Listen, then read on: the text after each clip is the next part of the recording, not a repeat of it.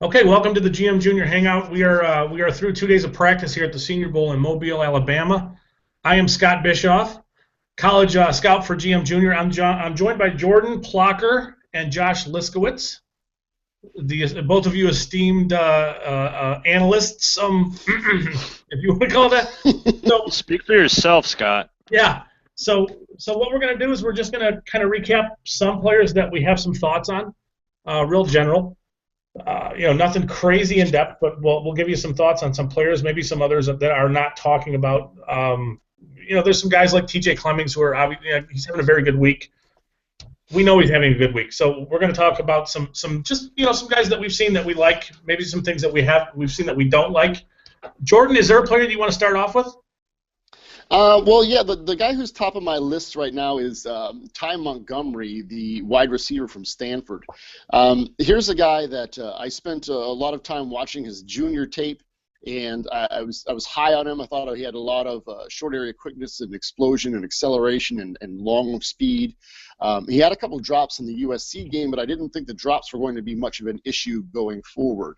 However, he's kind of regressed a bit as a senior, and he had some more drop issues as the year went along.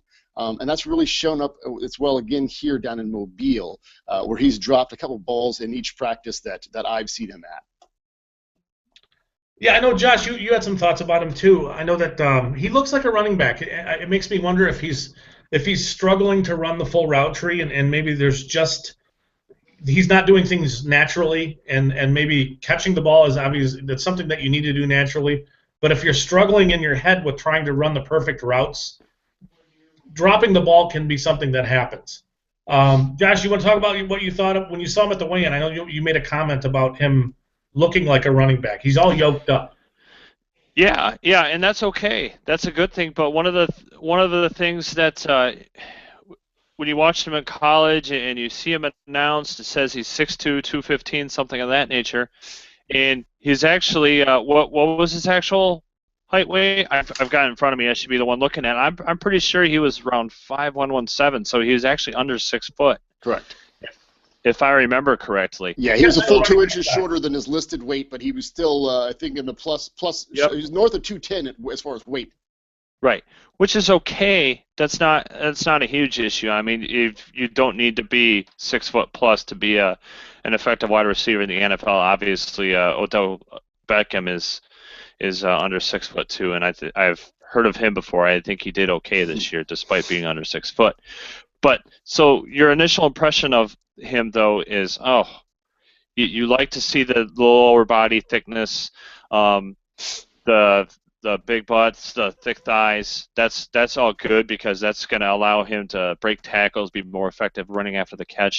But it doesn't look normal for the position in terms of that stride, that explosiveness you expect to see with every step of his. That's not typical of that. So really, it was kind of an interesting thing right from the get-go before he actually stepped onto the field this week. Yeah, the weigh-in is always kind of a circus, right? So it's just it's its own animal. Let's move on to maybe a player that I know, Josh, you and I saw him today a little bit, David Johnson, the Northern Iowa running back. Sure. Yeah, yesterday I got to see, I was actually looking at the O-line, D-line group, but when they had individual drills at the Fairhope Stadium, the scouts luckily are lucky to get directly on the field. So there's oftentimes where you have the players pretty much in your lap, and if you're not paying attention, you're going to get run over by someone in heavy pads. In the individual drill that was next to me at one point in practice was running backs just doing basic cone work, and you could see with him over the other running backs that he was with that he clearly has a little bit of wiggle, a little bit of burst that they don't have. You could also see that he is an upright runner, which is something I always have an issue with at the next level because you run exposed. Injuries can tend to be a problem for them. Fumbles can tend to be a problem with them. But then you translate it back to what you see on the practice field, and again you see the twitch when he's actually running with the ball. You see his ability to make one cut, get downhill. Where he really impressed today, though, Scott, and I know you saw this as well, was running routes. He was basically uncoverable. Yeah. today. He just, it didn't matter who he was against, what kind of route he was running. Now, he didn't necessarily track the ball and catch the ball well, but you kind of expect as a small school running back from northern Iowa, that's something he's hopefully going to learn and grow into. But when you see his skill set as a runner in the open field like that, you can't help but get excited. Yeah, he to me he's a glider. He looks effortless the way he runs the ball. Now I agree with you. He does run very upright. If that's going to be a problem, he looks a lot like Matt Forte, with a little bit of the forward body lean. Yep. Very tall, upright runner. He's twitchy. He's got nice hands. One of the things that I always look for when at a place like this is I want to listen. When a guy goes, when a running back especially, 5-7 yards down the field and he turns around and the quarterback throws him the ball. I don't really want to hear the ball. It's always nice when you don't really hear a player catch the ball. It's a tell that they have soft hands, and he does. He's got nice hands. He's a natural catcher of the football. He looks good. I mean, he's one of those. I really want to see a lot more from him. So I'm interested to see, both, in the game. But more importantly on tape. I want to see what he shows because he's intriguing. I've been intrigued by him. There's no other way to put it. Yep, absolutely. Let's move on to a couple of Big Ten running backs and start with David Cobb. Because to me, David Cobb is the real deal. The full. I mean, he is your full workload. He's not a. I'm not going to call the rest of them gimmicks or a lot of them gimmicks, but for some of the running backs in this class, there's one thing that they do real well, or one particular asset that they have. David Cobb looks like a guy who could be a big part of an offense for a long time. He's five. I want to say, was it 5'11" in that range? Yeah, he was 5. Yeah, I think it was 5'106", 229. And then when you looked at him at the weigh-in, he's got this huge lower body, big ass, big thighs that we've talked about, which is exactly what you're looking for a running back. Just really prototypical. But at the same time, he's so fit. You also thought, well, 229. That actually, he sounds a lot heavier than what he looks. And then we see him on the field, and like I think you hit the nail on the head, Scott. He just looks like the complete package in terms of running skills between the tackles. We saw him just absolutely blow up Luke, the Cincinnati linebacker, into the second level and run through a heavy collision in one of the 9-on-7 drills today. And then you also got to see him really excel in pass blocking today, which is obviously that's huge, but he was the one back that was able to consistently sink his hips, anchor, shuffle his feet, sustain, lock out. Really technically looked sound, and obviously we talked about it. He's got the size you want that should be able to handle it. So when you put all those things together, and then he caught the ball very well too. So like you said, every down back, he can do everything you want. He might not be the first back, he might not be the third back off the board, but I think when it comes down to it, the tape is matching what we're seeing here, and I think he's going to be one of the better backs in this class. Yeah, he looks really good, and that brings us to Amir Abdullah that you mentioned, pass protection. Amir Abdullah might be one of the faster players on the field, and he's certainly one of the guys on the field who gets to top speed the fastest. And he showed that yesterday. He looked really, really fast yesterday, super explosive, all that. But today, in the pass protection drills, he looked like he just didn't belong. Now, I know some of it's size, and it's tough for a 205, 210-pound kid to anchor against linebackers, but it was really disappointing watching him in pass protection today. Now, I know it's not something he's going to be great at, but I think it was something that stood out as alarmingly bad to me. Well, it's something he's going to have to be able to do in some capacity. It reminded me of a few years ago. I think it was probably around 2010. I went to the first week of Ravens training camp because they used to have open training camp, and running back that we were high on as GM Junior, Cedric Pierman, they had drafted in mid to late rounds, and it was every single rep of pass protection with him. he was getting dominated every which way. He didn't have the power. He couldn't sink and anchor. He couldn't slide and adjust to guys in space. Every which way he was outmatched, and he flopped out of the league pretty quickly. He never caught on anywhere. So I'm not trying to say Amir Abdul is not going to catch on, but it was a special level of bad. Yeah. His Well, pass blocking. That's a big concern. oh, yeah, and as you guys know, I mean, for running backs and especially young running backs, nothing is going to dictate the amount of playing time you get more than your ability to adequately pass protect. It's like we Yep. said, I mean, these guys who can adequately do it well, like Cobb did, like those are the guys who can play all three downs. Jordan, you nailed it. I mean, he's going to struggle to get on the field if he can't pass protect. We're going to move on to a player who Jordan is very familiar with, in Haoli Kikaha, Mhm. who's been really good. Jordan, talk about what you saw. You have a a lot of information on him. I know you've watched him a bunch, and you've got some injury history on him too, which is alarming. Yeah, Um, but Hauli Kikaha. He's an edge rusher from Washington. He's a guy that I wrote up over the summer. Was very impressed by his ability to not only set the edge in the run game, but also his ability to generate pass pressure. And he can really do it in a lot of different ways. He has a lot of different pass rush moves. He has an inside spin. He has an inside counter. He has outside speed. He can convert speed to power. So he's got the full array of pass rush moves. He does lack your traditional, defensive end size. He does some tweener size, but the biggest concern about him is he has 2 ACL injuries. So he's missed almost the full part of 2 full seasons with these knee injuries. So that is a serious concern going forward, and it actually sort of lowered my grade on him just because of that injury risk. However, here in Mobile, he's been a bit of a star in these practices. I watched him in some of the pass rush drills, but I didn't really get to see some of the stand-up linebacker stuff that Kakaha did that I know you saw, Josh. Yeah, I'll touch real quick on the pass rushing. He got to rush as a linebacker, not just as down.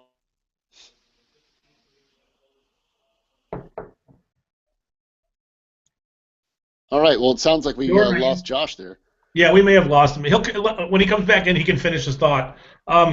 Let's move to Rob Havenstein. I know that you were impressed. There's a giant offensive tackle from Wisconsin.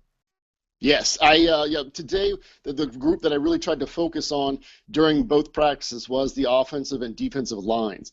The Rob Havenstein guy is a guy, again, like my territory is out west, so I'd really never seen this guy before, never really watched any tape on him, but I was very impressed.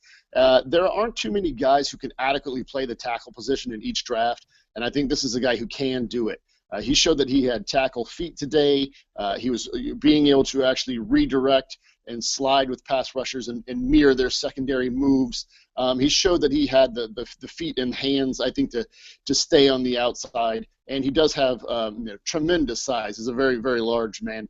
And I was talking to Lisa Byington down on the field today, and she said, well, it's just another Wisconsin lineman. We kind of joked because they're really, it's like a factory. They can just sort of keep churning them out. And so this guy looks like he's going to be the next successful, Wisconsin tackle in the NFL. Yeah, it's interesting too because the tackle position's unique. You have to mix tenacity and your desire to dominate physically with calculating your footwork, and there's so many things involved. And today it looked like he put it together. Yeah. Right? And the length and the footwork and everything. He had a good day. Yeah. At the end of the day, it's the planet there. There's not very many 6'8", 6'7", whatever he is, 330-pound guys who can move the way he moves. Even guys that we've doubted in the past, like Ricky Wagner, who came through the Senior Bowl a few years ago and didn't look very good. He's starting for Baltimore, so yeah, you're right. That is just it's a factory. You're right. Yeah, and another guy who I've been high on is the Colorado State tackle Ty Sambraio. Now here's a guy who has good but not great size and length. He did, I think, have over 33-inch arms. I think he measured his height. I think it was like 6'0", 5'6". I think that he has the length and ability to play on the outside, but he's had a bit of an inconsistent week here in Mobile. He's a guy who will dominate sometimes in one-on-ones, and then sometimes he'll struggle a bit. And he's a guy who I saw today was actually receiving a lot of technical coaching from the Jaguars offensive line coach during practice, and sort of helping him with some of the things that he was struggling with. He was the guy that I thought was really going to perform well this week, and he just has been a bit inconsistent. But he could be more of a gamer, because he's the guy that I think is got the athleticism and the toughness to basically play all 5 positions along the offensive line. So I really was hoping, we'll get maybe a better practice tomorrow, or even like a better performance in the game come this weekend. Yeah, and the one thing is, though, is that we have to remember that these offensive line and D-line, the one-on-one drills are very much set up for the offensive lineman to fail. That's correct, yes. There are no rules for the defensive lineman. They don't have to stay in a lane. They don't have to defend the run. They just got to get by the guy in front of them. And sometimes, you take 6, 7 more steps than you normally would. You get by him, it looks good. But Josh, are you? Yeah, I'm back. All right, I'm back, and I just want to piggyback. I'm sorry? Finish your thoughts on Kikaha as a pass rusher, because that's where we lost you. Yeah, Sure. You were still talking about Kikaha. Okay. He got to pass rush against the backs of tight ends, which in that situation, a skilled pass rusher like him, in this scenario, as you said, where there's no rules, there's no time and space constraints, you expect him to win every single time, and that's exactly what he did. He showed the wide array of moves that Jordan mentioned. The last rep was a spin move. He showed speed to power. He had speed off the edge. He had quick rips, dips. He really showed that he has the full gamut at his disposal right now. Some of the other things I liked, I don't think he's going to be asked to do too much in coverage, but at the same time, you saw his ability to drop, to change directions, to move operate in a short area. You saw his ability to do that. What I really liked was how he handled tight ends in the run games. He was able to pretty consistently stack and shed tight ends on the edge, win outside leverage. Now, this isn't the best tight end crop, so maybe this isn't the best marker for that. We do need to bring that into context a little bit. But at the same time, you saw his ability to do that, his hands with that as well. Now, I can tell you, Josh, from studying him on tape, I think you're dead on from what I've seen on tape. Tight ends really can't block this guy. He's that dangerous and effective on the edge. So we put all that together, and you talk about the tweener aspect. Well, I think you can really construct a position for him regardless of if you're a 43 or 34. 34, obviously, he's going to be an outside linebacker. 43, you make him a Sam on rundowns. He can take on those tight ends, as you said. He's shown he can do it on film. He's shown he can do that here.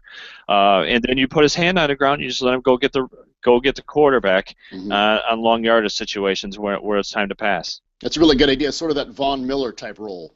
He'd be an intriguing fit in that Leo role in Jacksonville. That would be a good role too. Yeah, absolutely perfect. Move on to one quick point, Scott. We also want to mention that we were there shooting some Big Ten Network stuff later than most media people, and certainly all the players. A full half hour after practice, Kikaha runs out onto the field, and he starts doing some individual drills all by himself. There's no coaches, no anybody out there, just real basic stuff. There's not much to discern from actually what he did, except for the fact that he's actually willing to go out there and put in extra work himself, trying to apply what he's learning from these coaches out there. And Jordan trust me, that doesn't get lost on us. That's big. For sure. Jordan Matthews did that last year. People loved it. Yep. Right? Yeah, yep, and the funny thing is that we even were, sometimes we're a bit cynical as scouts. So we said, is this guy really kind of doing that maybe to show off? But I actually had, Washington Huskies beat writer inform me that that's pretty much standard practice for Kikaha. He's one of those guys that really wants to get better at his craft, and so he works extra after each practice, and it really shows up on film with the way that he can dominate on the edge. Sure it does. Yeah, and again, it shows up in his hands, a variety of moves. That's a guy that cares about his craft Yep. already. He's good. not just content to be the fastest or the best athlete on the field. He wants to learn actually how to play the position. Yeah, and his hands are amazing. He's got some really violent, really active hands that Yep. he can like that again. He's very effective in the run and the pass game. He's a guy that I've been really high on ever since the summer. And I know So, you mentioned he has the martial arts background, so that certainly helps with that too. so you mentioned the violent hands, and it brings us naturally to a player that you guys have both seen in back-to-back days, and a player I'm very intrigued to look at tomorrow, and that's Grady Jarrett, the interior defensive tackle.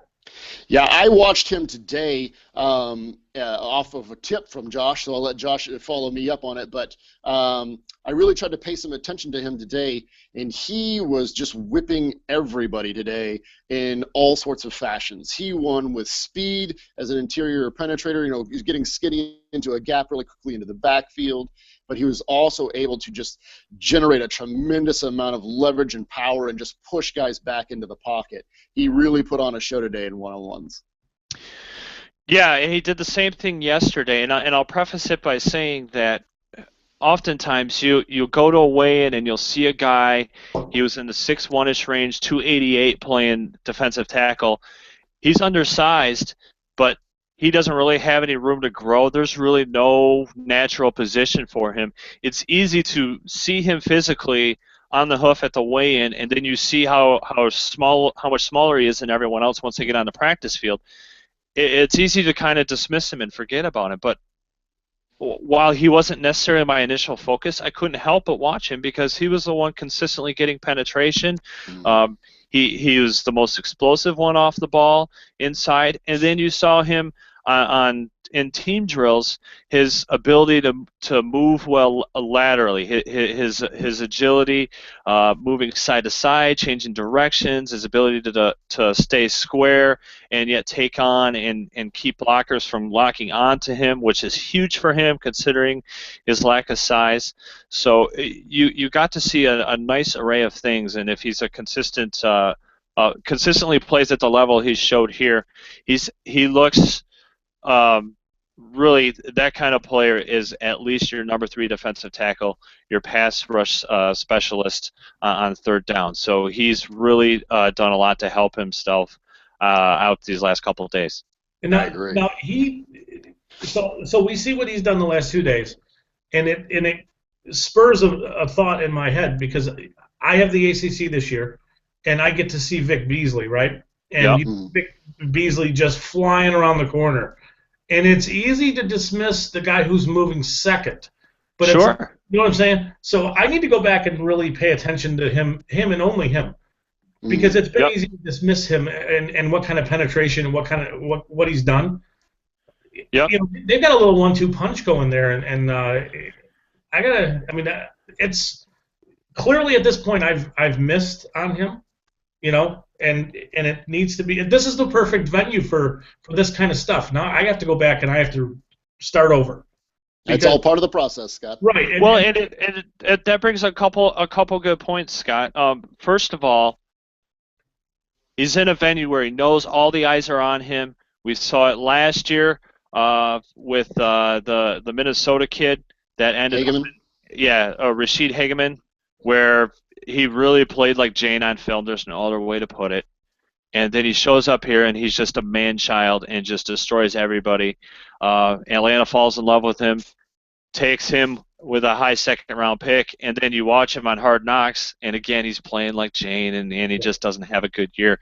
You see him disappear on film at Clemson at times, and you wonder, oh boy, is it maybe a case of that? So you need to look a little bit more into that. The other quick point I wanted to bring up, it's interesting when you see college teams that have 2 defensive linemen like that playing next to each other that are big-time productive, because oftentimes it's the one ends up being the great NFL player and the other one doesn't. It can be reversed. We saw that actually at Clemson a few years ago. You'd have to refresh my memory on the name of the defensive tackle, but when Daquan Bowers, before he had his injuries, he was just an absolute man-child at defensive end, but he had a couple defensive tackles with him too that ended up being pretty high picks as well, that didn't necessarily pan out to be terrific NFL players, and obviously Bowers hasn't either, for a variety of reasons. But it's one of those things where when you see multiple guys together, sometimes you got to kind of figure out, is one feeding off the other?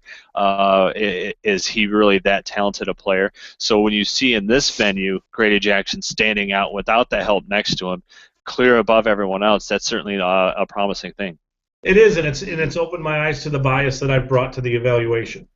So, and being brutally honest, that there's a bias. I'm looking at Vic Yep. Beasley thinking this is the player, and everybody else is just behind him. Yes. We'll move on. We're going to stay on the O-line and D-line because this is, you guys both have seen these guys back-to-back days. So hit on Carl Davis, and then we'll hit a few more. What have you guys seen from Carl Davis? Carl Davis was a guy who flashed to me today when I was watching the O-line, D-line guys. I just kept seeing this Iowa helmet shooting into the backfield. So he was a guy that was really flashing, was really penetrating well, and definitely made some head-turning plays today that when I saw him.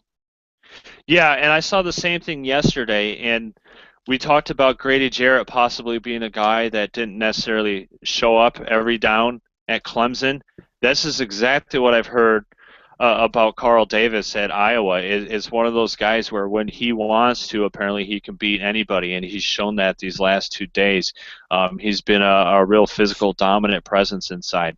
So teams are going to put the two together and really have to ask themselves, is this what we're going to get?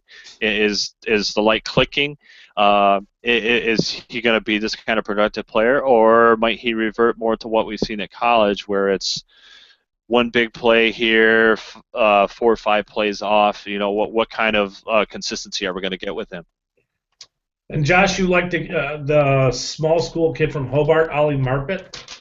Yeah, you always want to find a small school kid to root for here. And this has actually been a pretty good class of small school kids. Most of them physically look the part, which is often not the case. You often end up getting some small school kid that's 3 inches shorter than everyone else, 20 pounds too light, and just physically outmatched. On the way into the weigh-ins, we passed a number of the players still in their sweats, and one of them was Marpet, and I could tell because he had the Hobart gear on, and he just looked angry, like he didn't really want to. Not that he didn't want to be there, but he looked like he just had a purpose and a presence about him. Did he go away again? You get to across state where there he goes. Well, Marpet comes out, and you just hear this because it's quiet except for the ding-dongs that are behind us, but it's quiet on stage and everywhere else, and all of a sudden you hear Hobart's feet go boom, boom, boom. He's just pounding in, and he looks pissed off, like he doesn't really like people at all, and that's exactly the kind of mentality you want in your offensive line. You don't want him to like people. You want him to want to hurt people. And then you look at what happened on the practice field. That absolutely translated. He's consistently finishing guys to the whistle after the play. He's got good enough feet. Maybe he's not the same height or length you want at a tackle, but certainly you think he's got the strength, the ability to anchor and adjust to slide inside, at least to play guard. I know yesterday he was working on taking some snaps from center too. So while you would expect a Division III player from Hobart to have some real adjustment issues, he's come in and had himself a really nice week.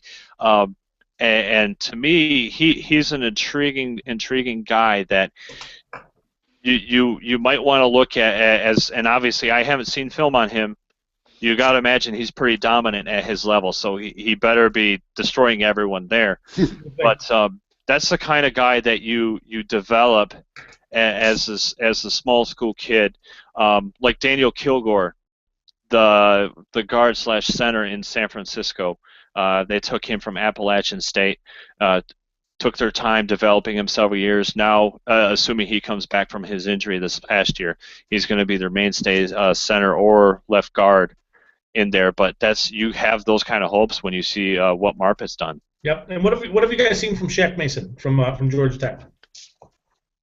Well, I paid attention to him today, and he was actually he doesn't really have he's not like a real tall kid. I think he's only like 6'1", but he had like a really good bend, and he had some really good flexibility to him, and I really liked his feet. And so every time that I was looking up, he was, in position and walling off his guy, getting his feet and hips around. And I was really impressed by him today. Yep, and I saw the same thing. It's funny we're agreeing on these guys, but sometimes the height, especially in interior alignment, it works to their advantage, and I think that's the case for him. It just creates a natural leverage amount, and then when you combine that with, as you said, his ability to bend, to anchor, that's exactly what you want inside. You don't need a guy that's 6'8" and just over, just towers over people. You want a guy that can bend and get underneath and hold a point of attack, and I think that's exactly what we're seeing from Mason. So, Jordan, I know you wanted to talk about Doran Grant, the Ohio State cornerback. I believe that's you. The Doran Grant from Ohio State. Yes. Yeah, he was a guy that I paid close attention to yesterday as I focused on wide receivers and DBs. He really performed well in one-on-ones, both in off and in press. In off, he was able to man turn and stay with his guy's hip. In press, he really, press coverage is mostly your feet.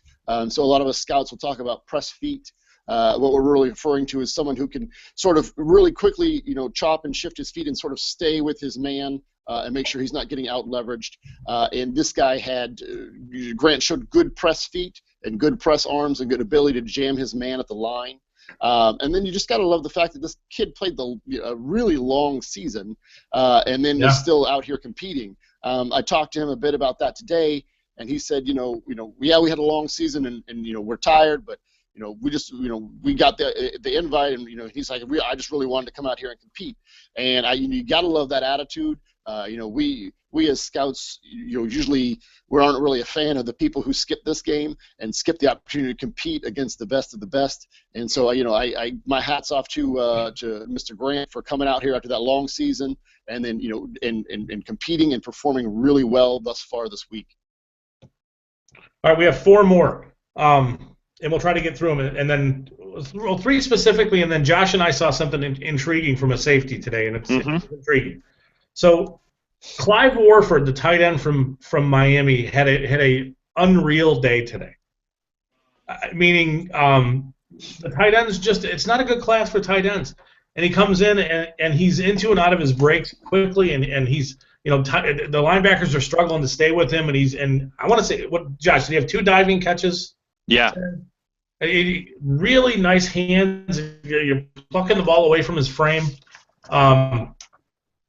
He separates easily. He has natural hands. He looks the part. He surprised me today because on film I've seen him pop a little bit, not a lot, but today he looked like he was uncoverable out there, and it was fun to watch because it's a tight end against a linebacker, and it's you didn't expect to see that coming in. He stood out to me in a big way.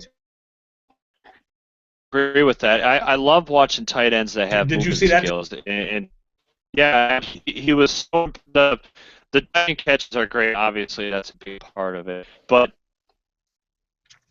to sink his hips to get out of his breaks, to consistently that burst of his break step to create separation is what really impressed me more than anything else.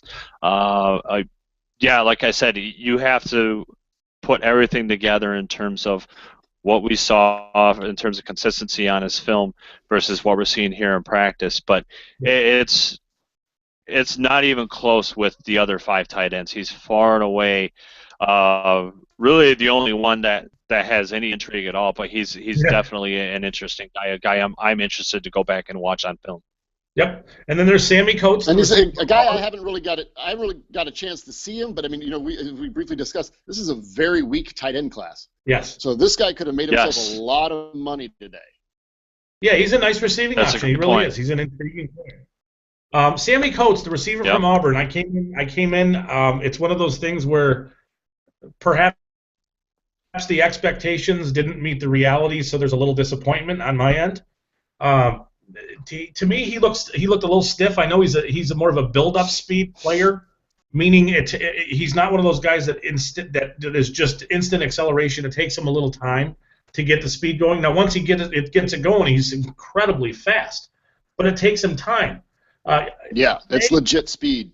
it is for sure once he's moving. But today he struggled to get off press coverage, which I was Mm-hmm. surprised by because he's a big physical kid.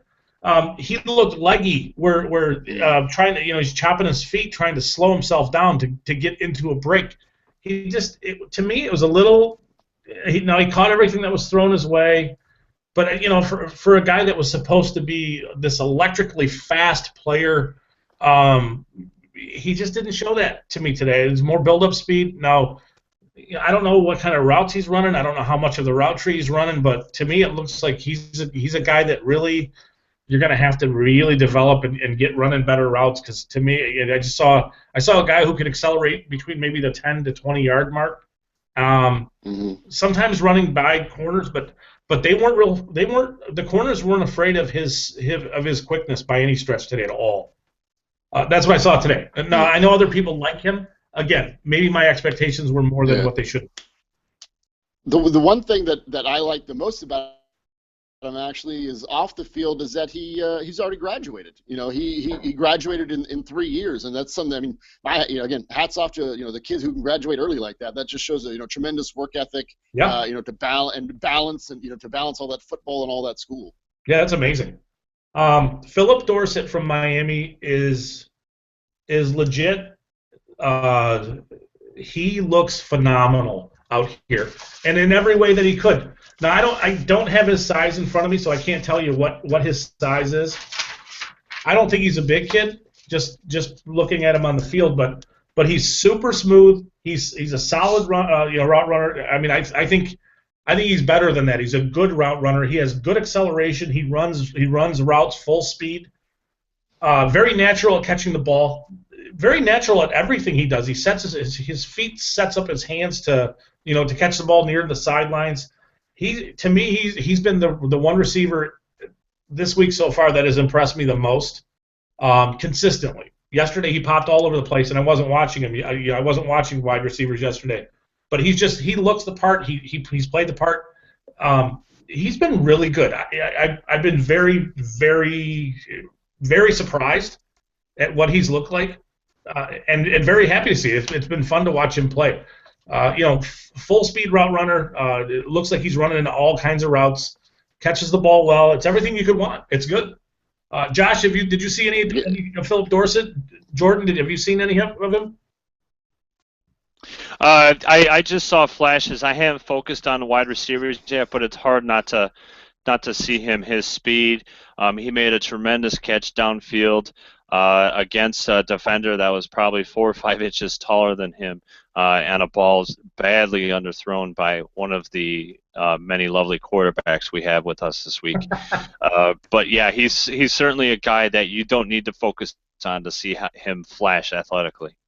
Yeah, and if rumors coming out of Miami are true, this guy actually has ludicrous speed and should really blow up the combine when he runs his 40.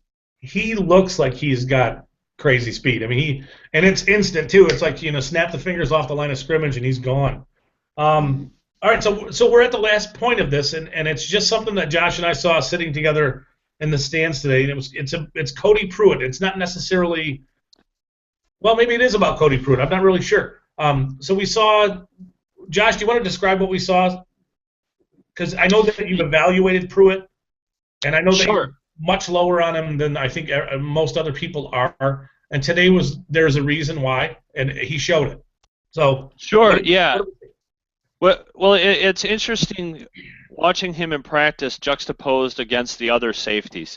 There were several instances, and you were the first to point this out, Scott, where he's in cover one, he's already bailing pre-snap 5-10 yards further earlier than any other safety, and by the end of the play, he hasn't closed a gap to either boundary or a guy inside. He's really caught in no man's land because he's playing so far off the ball. It didn't matter if it was cover one, cover two, what he was doing. This was pretty consistent. Anytime he was back there in coverage, tight end slot, you name it. Yards, like 30-plus yards from the line of scrimmage. Yes, absolutely. Yeah, that far off. So I mean, and it's not like we're saying, well, everything was in front of him. It wasn't. there were guys getting outside of him on either end, even in the slot, and he wasn't closing back to that gap. So it reminded me of watching Brock Vereen at Minnesota last year and at Chicago this year.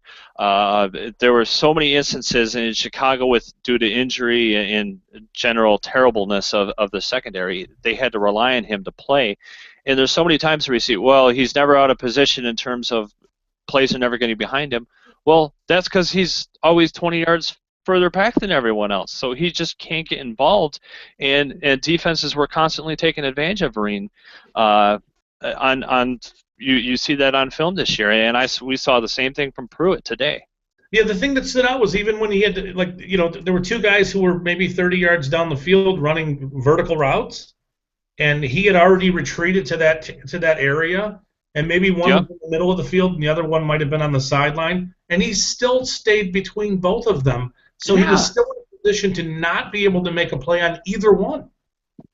And he's not an Ed Reed kind of athlete where he's going to close that huge gap in a hurry like that. He's just not that kind of athlete. So it was really confusing watching that. And I wasn't a big fan of him on film in terms of his movement skills and coverage. I thought he got a little too much credit for making a couple of splash plays. Again, you have to look at the context of the play, what the quarterback's doing, of the talent he's going against. So yeah, that very, very alarming to me. Again, comparing to how everyone else played. So it wasn't a simple matter of, well, that he's doing what's asked to do with him. Well, then why is it different for every other safety here at practice? Yeah, even when he was on the strong side of the field where the tight end was his responsibility, he was still deeper than the other safety, which is weird. He's got it. Yeah, exactly. He's got a deeper drop than the other safety who has to cover the slot. So it was very interesting. Yeah. You know what I find interesting about safety prospects, and people miss on this every year, and it sounds like they might be doing the same thing with Pruitt. People have a tendency to overvalue the occasional big hit by a safety. So if a safety drops a couple big hits, the people are like, oh, this guy will really hit you. This guy will really bring the wood. And it's like, well, what about his coverage ability? He doesn't look like he really wants to get that involved in run support, which Pruitt didn't in the film that I saw of him. But the occasional big hit just sort of like sends off the synapses firing in people's brains that the safety is, the guy that they need. And we see it happen year in and year out, that the big hitters a lot of times, end up being bad safeties. Yeah. Not to mention 60% of those big hits are penalties in the NFL. Nowadays, so those are negative. It's not like those are positive plays either. So, right. Yeah, I'm totally with you. I think it's one of the positions that's probably the worst evaluated, and granted, it is difficult, especially when you don't have access to the all-22 film that the NFL has. I had a funny experience with that on the flight in. I'll make it a quick story. I'm sitting between two Raven scouts, and I have Draft Breakdown up on my computer, which I use all the time because it's fantastic. But I've got this ridiculous grainy feed, not because of Draft Breakdown, but because I'm 30,000 feet up in the air.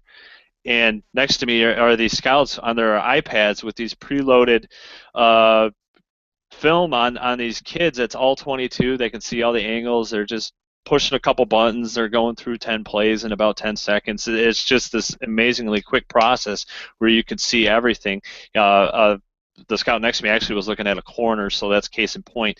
We don't have access to that, so it makes it a lot more difficult to evaluate positions like safety. Yeah, it is tough. All right, that's going to wrap up the GM Junior Hangout for the first part of the Senior Bowl. We'll be back towards the end of the week. I would imagine we would do another one to wrap up practices before the game.